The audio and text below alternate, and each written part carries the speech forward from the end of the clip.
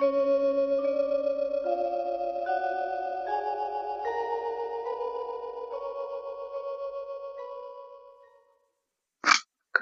ต่อไปนี้ก็สิได้เฮ็ดแนวทางแบบขันน้ำมนต์ให้เบิ่งพอได้รุ่นโชครุ่นลาภผมเอาของโบราณมาเฮ็ดให้เบิ่งอ่ะก่อนอื่นก็ขอสวัสดี FC สวัสดีเด้อ FC ทุกคนมื้อนี้ผมสิได้ทำพิธีนี่คือปลาช่อนเป็นเขาอันนี้มันเป็นของเก่าโบราณเป็นรูปเป็นทองเหลืองทองปลาช่อนคู่หนึ่งแล้วก็มีหินอันนี้อีกก้อนหนึ่งก็ยกน้ำตัวนี้เอามาจากอันหินย่อยภูเขามันมีอักขระเลยเอามาลองเฮ็ดเบิ่งว่ามันสิเป็นตัวเลขตัวอิหยังให้เบิ่งบ่ให้ FC ได้เบิ่งบ่มานี่เดี๋ยวทำพิธีกราบไหว้พระก่อนจะเข้าเดี๋ยวจังสิอันนี้เฮ็ดขอนำสิ่งศักดิ์สิทธิ์ให้เบิ่งขอมันเป็นจริงเด้อผมเคยเอาทำเทื่อหนึงแล้วล่ะตะกี้ตั้งแต่เลขออก66มันได้เลข2ตัวได้66 2ตัวแต่ก็โดนว่าบัดนี้ผมก็เลยลองทำเบิ่งอีกเบิ่งค่ามันเข้าพอได้ลุ้นนำกัน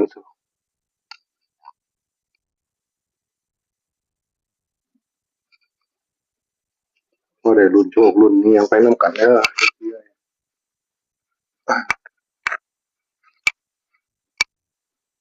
เทียนก่อน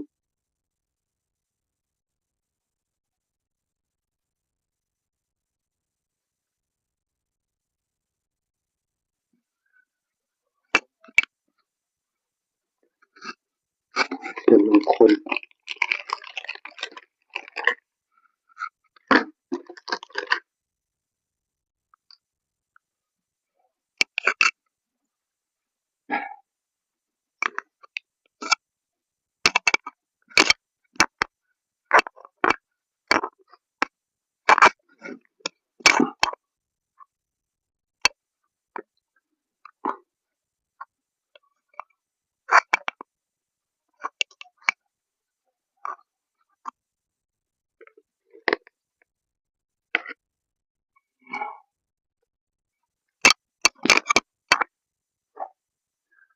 สาธุสาธุ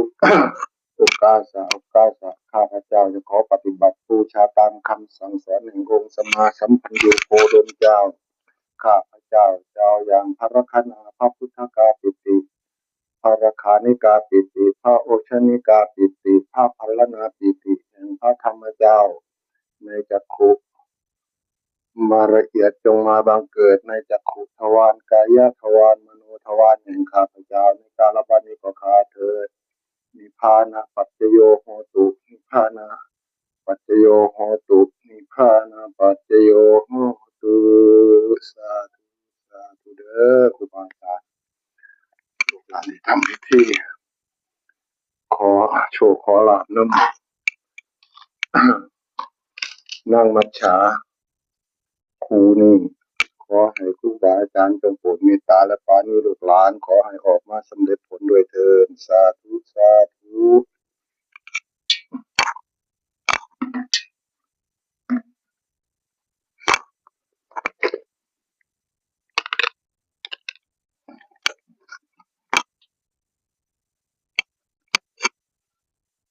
เดี๋ยวของอารุณไปนำกันเลย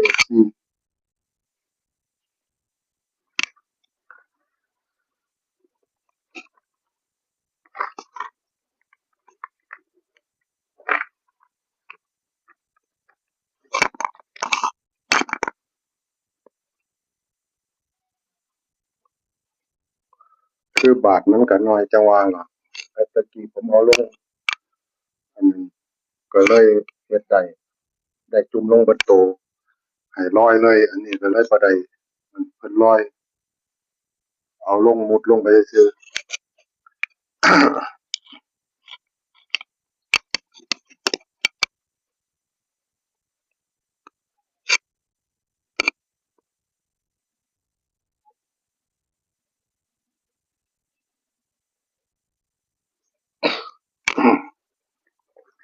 สาธุสาธุภริทวานมิตังสมิตาปะทันตาอาวิชิตากิตาปาริตังพนันตุสาธุสักเคกามิจารูเปจิริจิกรตเตจันตาริเควิมานีทีเปราเทจักามิตรุณคามิเกวันตุมิเชเต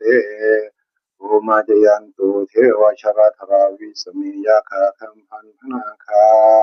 ติทันตาสันติเกยังมุนิวรจนังสาทาวมีสุนันตุธรรมสวนกโรยมทันตาธรรมสวนกโรยมทันตาธรรมสวนกโร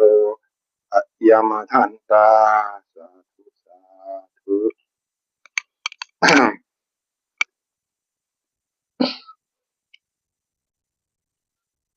สาธุสาธุนะโมตัสสะภะคะวะโตอะระหะโตสัมมาสัมพุทธัสสะนะโมตัสสะภะคะวะโตอะระหะโตสัมมาสัมพุทธัสสะนะโมตัสสะภะคะวะโตอะระหะโตสัมมาสัมพุทธัสสะสาธุอิติปิโสภะคะวะข้าพเจ้าขอได้ย้ายได้ยันได้ภวันที่หนึ่งเราเป็นบรรดาลในจักขุทวารมโนทวารนาชาลิติอิติปิโสภะคะวะข้าพเจ้าขอได้ย้ายได้ยันในภวันที่หนึ่งเราเป็นบรรดาลในจักขุทวารมโนทวารนาชาลิติอิติปิโสภะคะวะข้าพเจ้าขอได้ย้ายได้ยันในภวันที่หนึ่งเราเป็นบรรดาลในจักขุทวารมโนทวารนาชาลิติอิติปิโสภะคะวะข้าพเจ้าขอได้ย้ายได้ยันในภวันที่หนึ่งเราเป็นบรรดาลในจักขุทวารมโนทวารนาชาลิติอิติปิโสภะคะวะข้าพเจ้าขอได้ย้ายได้ยันในภวันที่เราเป็นบรรดาลในจักขุทวารมโนทวารนาชาลิติอิติปิโสภะคะวะข้าพเจ้าขอได้ย้ายได้ยันในภวันที่เราเป็นบรรดาลในจักขุทวารมโนทวารนาชาลิติอิติปิโสภะคะวะข้าพเจ้าขอได้ย้ายได้ยันในภวันที่เราเป็นบรรดาลในจักขุทวารมโนทวารนาชาลิติอิติปิโสภะคะวะข้าพเจ้าขอได้ย้ายได้ยันในภวันที่เราเป็นบรรดาลในจักขุทวารมโนทวารนาชาลิติอิติปิโสภะคะวะข้าพเจ้าขอได้ย้ายได้ยันในภวันที่เราเป็นบรรดาลในจักขุทวารมโนทวารนาชาลิติอิติปิโสภะคะวะข้าพเจ้าขอได้ย้ายได้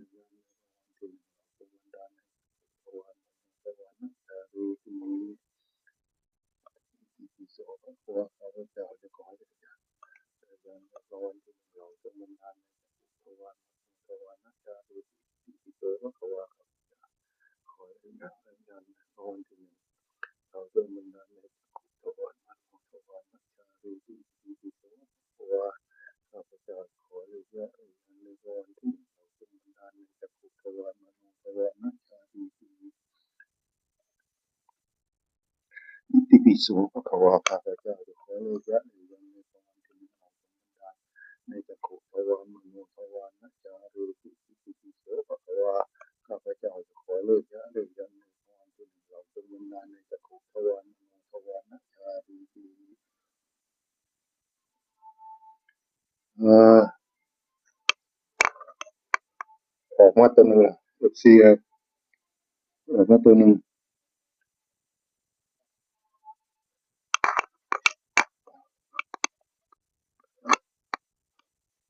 อิติปิโสภะคะวะข้าพเจ้าขอได้ย้ายได้ยันในภวันที่เราเป็นบรรดาลในจักขุทวารมโนทวารนาชาลิติอิติปิโสภะคะวะข้าพเจ้า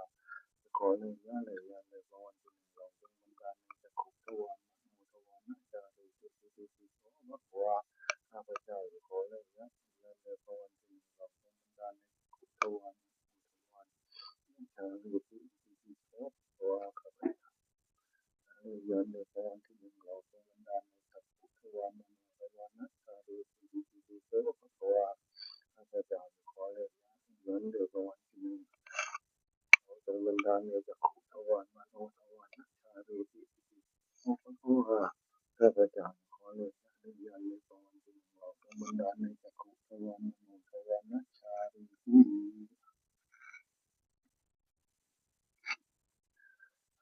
ได้สองตัวละอิติปิโสพระควาข้าพเจ้าจะขอเลยยะเลยยะเลยพระองค์ที่หนึ่งเราจงบันดาลในจักขุทวารมโนทวารนัสสาริอิติปิโสพระควาข้าพเจ้าจะขอเลยยะเลยยะเลยพระองค์ที่หนึ่งเราจงบันดาลในจักขุทวารมโนทวารนัสสาริอิติปิโสพระควาข้าพเจ้าจะขอเลยยะเลยยะเลยพระองค์ที่หนึ่งเราจงบันดาลในจักขุทวารมโนทวา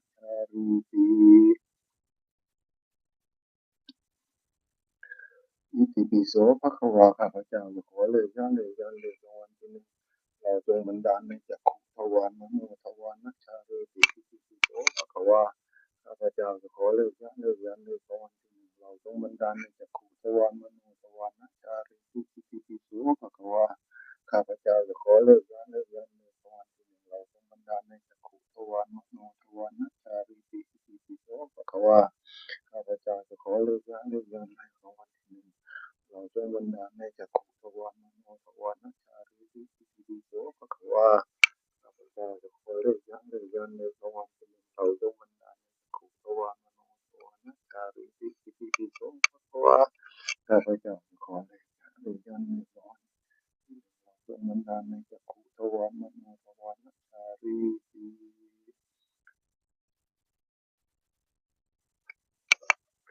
สาธุสาธุสาธุเด้อครูบาอาจารย์โอ้เอฟซีรุ่นเด้อมีแค่ตัวนี้มีสามตัว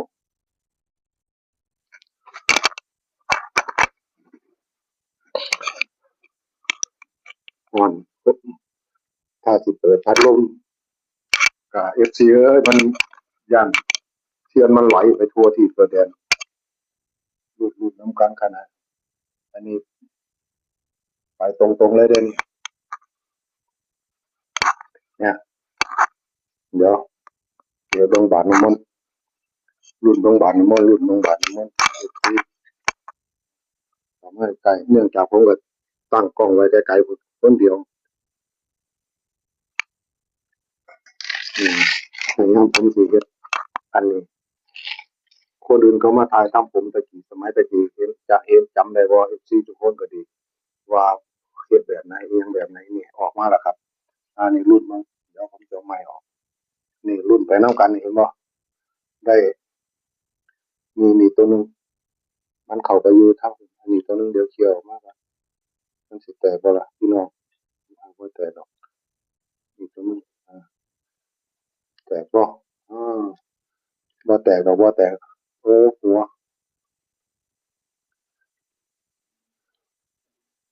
ในบาท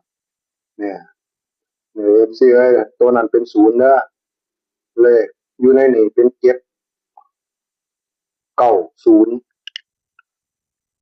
เลขในขันน้ำมนต์นี่เป็น790นี่เลขศูนย์ผมบ่อยากจับยันมันแตกตัวตกมาที่หลังนี่ตัวนี้เป็นเลขเก้านั่นล่ะหัวมันมองตัวนั่นล่ะครับมองไอ้จุด2อันนั่นน่ะมีตัวนึงอยู่ทั้งนั่นล่ะเห็นบ่ในกล้องน่ะดิเห็นบ่เห็นชัดๆบ่ครับพี่น้องใช่ล่ะแล่นเข้ามุมเลยเนื่องจากฟ้ามันอันนี้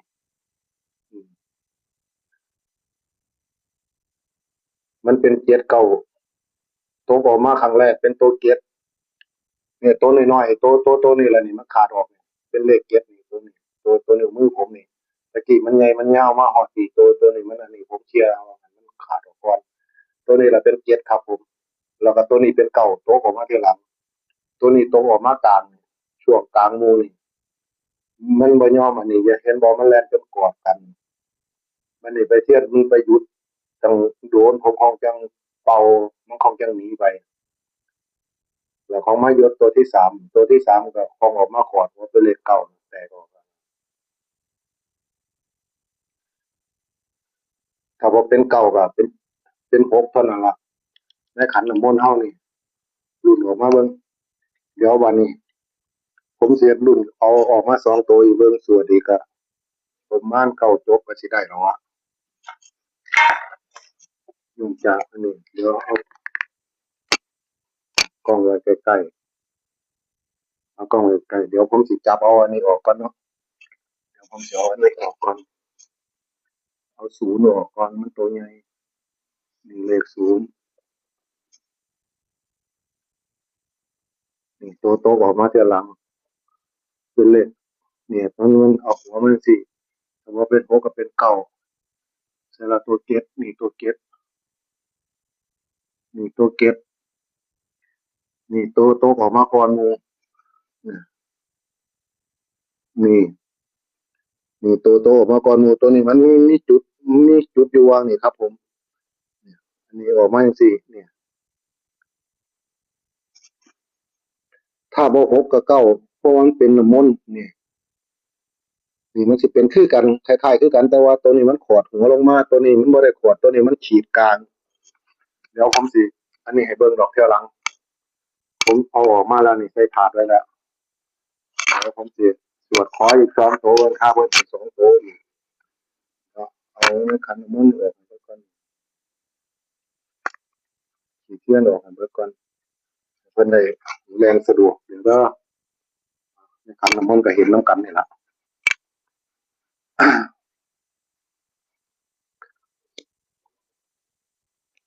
ถ้าเสียบต่อเนื่องมันก็เป็นไปบ่ได้ครับเพิ่นว่าต่อเนื่องมันสิเป็นอันนี้ต้องเริ่มใหม่เฮ็ดใหม่จ้ะสาธุสาธุนะโมตัสสะภะคะวะโตอะระหะโตสัมมาสัมพุทธัสสะนะโมตัสสะภะคะวะโตอะระหะโตสัมมาสัมพุทธัสสะนะโมตัสสะภะคะวะโตอะระหะโตสัมมาสัมพุทธัสสะอิติปิโสภะคะวะข้าพเจ้าขอเริ่มตั้งแต่วันนี้เป็นวันที่หนึ่งเราจงบันดาลในจักรวาลมนุษย์วานะจาริติทางกินจีปะปาเข้ามาปลอดภัยกินจีนิมิตทางกายสาจะ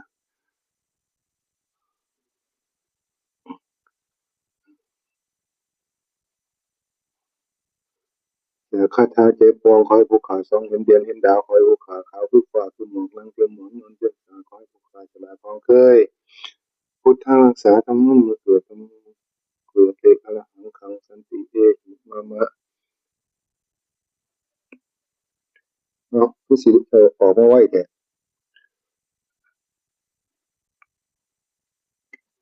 แบบตัวหนึ่งละ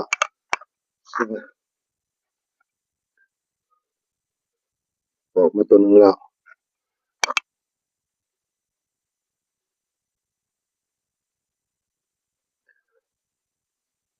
อิติปิโสภะคะวะข้าพเจ้าจะขอเลิกยักษ์ในเรือเลยประวันที่หนึ่งเราเป็นวันดานในจักรทวารมโนทวารนัจจาริติอิติปิโสภะคะวะ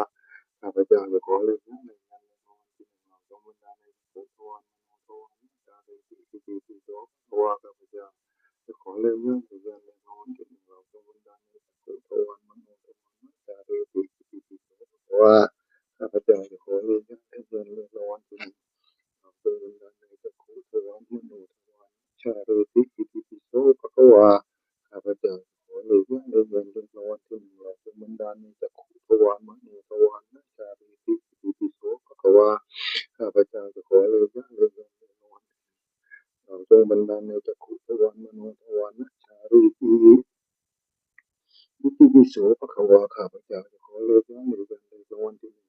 เราจงบันดาลในจักขุทวารมโนทวารนะชาริติอิติปิโสภะคะวาข้าพเจ้า ขอเลยนะเมื่อเกิดในโลกที่มีเราต้องบรรดาลจักรุตัวตัวนัจาริกิติปิโสตัวข้าพเจ้าขอเลยนะโดยเริ่มโดยตัว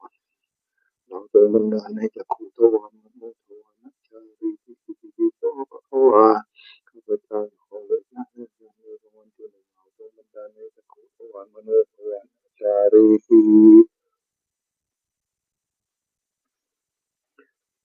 เอาเอาเป็นจะไหนไปอืม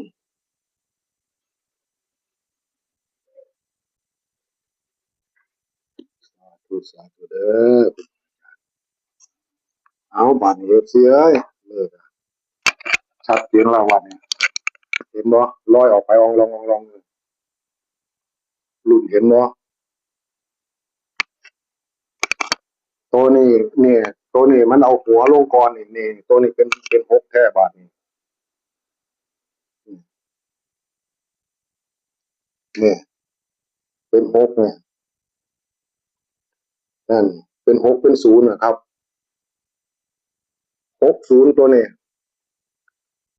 เหมือนเพราะแต่มันเป็นศูนย์เลยมันจอดมันบอกไปนะเห็นบอกมันหยุดตะมองเดียวๆเลยมันเศร้าไหลเลยมอง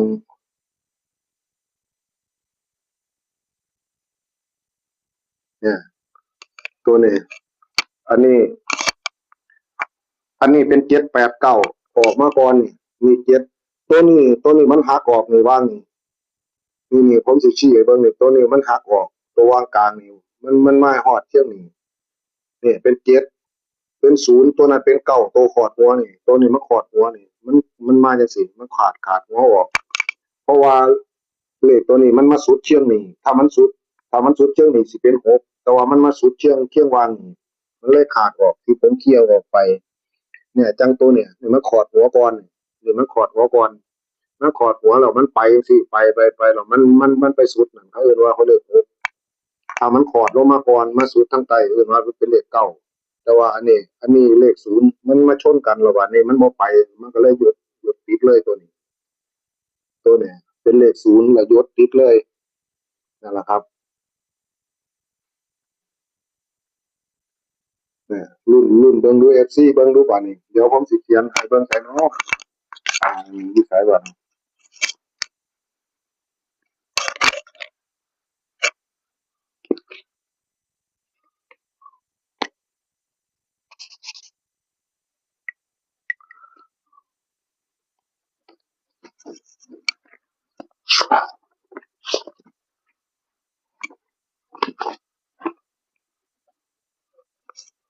วันที่หนึ่งวันที่หนึ่งทับ6 ทับ69ขันน้ำมนต์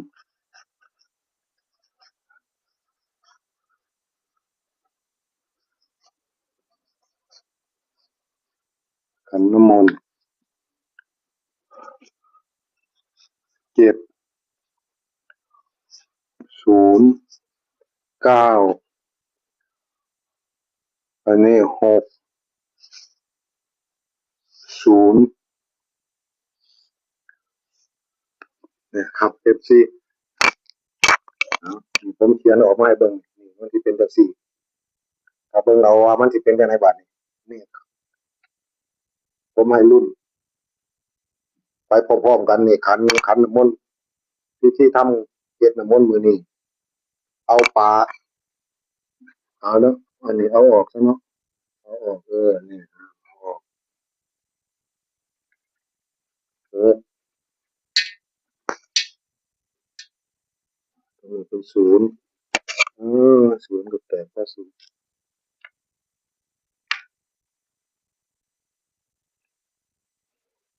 ของจังซี่มันปั้นแต่งกันบ่ได้นี่มันไหลไปจังซี่มันไปจังไหนเฮาก็เอาไปจังซั่นมันออกมาจังไหนก็ไปจังซั่นก็แล้วแต่ผู้เพิ่นมีบุญญาบารมีเพิ่นสิได้สิดีแบบไหนของเพิ่นนี่2ตัวหลังนี่2ตัวหลังนี่ตัวแรกเอาใส่จังได๋เนาะให้เบิ่งเนาะจับหน้าจับหลังสิบ่หักบ่เลยนี่นี่7นี่0 7 0อันนี้9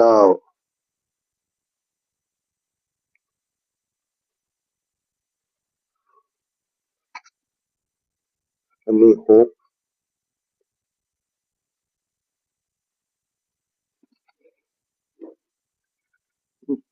จากอันนี้มาใส่พี่นี่0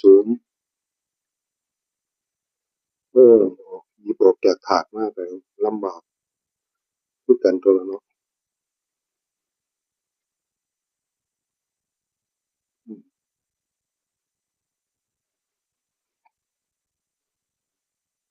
หยิบออกมาจากถาดก็ลำบากคือกันตัวสิเอ้ยนี่เดี๋ยว อสว่างนี่มันเป็นแบบซี่มันมีอยู่คนเดียวกล้องยังไงเบิ้งนี่FCเบิ้งเอาได้วันนี้แน่มันจะเป็นแบบซี่ครับผมสวยมากครับผมบอนี่ก็เป็นเลขเอียงให้ตีเอาผู้ในตีเป็นตีแบบไหนให้ลองตีเบิ้งเนี่ยวันนี้เป็นปลาช่อนนี่ครับปลาช่อนที่เอามาทำมือนี้คูหนึ่งเดี๋ยวจะทางไว้เครื่องบาดน้ำมันเครื่องบาดนี่ครับของเก่าโบราณถ้าผู้ไหนบ่เคยเห็นก็เบิ่งซะนี่บ้านนี้FCนี่ของโบราณแท้ล่ะปลาช่อนโบราณมันสิมีอักขระตัวยันตัวหยังอยู่ในนี่คูหนึ่งเนี่ยปลาคูหนึ่งนี่แหละที่เฮ็ดมื้อนี้มวดดันสวดจนว่าได้2 ตัวได้เลข6 6ก็ตีเป็น66กับ99มันก็ออก66อีหลีหมวดนี้บ่ฮู้ว่ามันสิมาจากไหนผมลองสวด2เที่ย2รอบเบิ่งหมวดหลังก็ได้ออกมา6กับ0หมวดเที่ยวแรกสวดได้มาเก็ต09 907เพราะว่าเลขแบบนั้นให้ตีเอา14ทุกคนนะ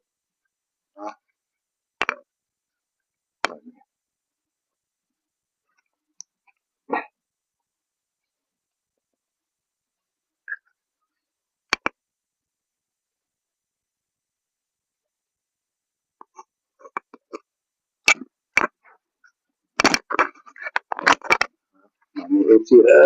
ทุกคนนะบัดนี้ผมก็สิได้อำลาว่านี่ครับอาจารย์เอมิโชอะโตปฏิปันโนโตสาวกสังโฆสังฆ